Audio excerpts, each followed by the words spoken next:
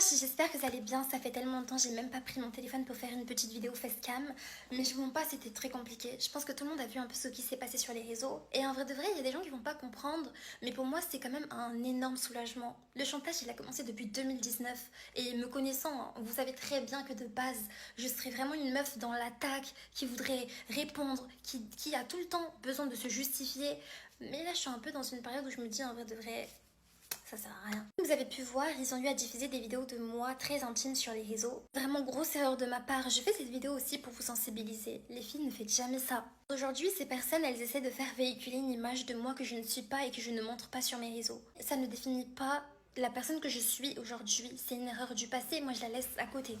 Dans les prises de parole qu'on a pu voir sur les réseaux, ne croyez pas tout ce que vous entendez, dans le sens où il y a eu tellement de mensonges et certaines vérités tournées à leur avantage. No way.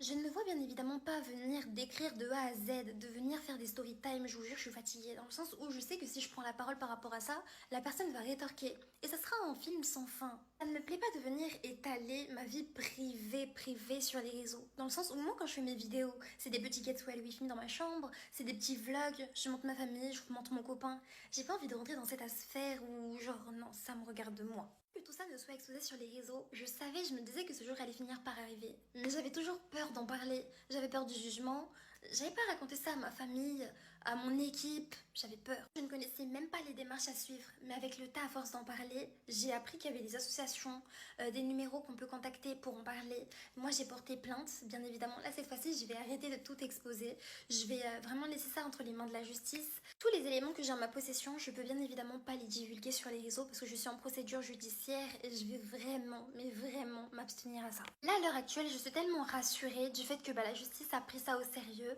les démarches sont en train de suivre leur cours et les filles, c'est un soulagement. Selon moi, il est temps que la honte, elle change de camp. Des ménages qui sont venus me parler, qui passent aussi par la même situation que moi je suis en train de traverser actuellement. Les filles, je vous comprends. Je sais ce que vous ressentez, la petite boule au ventre, tu te dis tu stresses et tout. Ce qu'on a décidé de faire avec mon équipe, c'est qu'on a créé cette boîte mail qui est juste dans la description. Si vous passez par la même situation que moi, vous savez pas forcément vers qui vous tournez, vous pouvez envoyer des petits mails et on répondra. En tout cas, moi j'ai envie de continuer à faire ma vie comme si de rien n'était. J'ai envie de continuer à créer du contenu comme j'aime le faire. Et voilà. Bisous!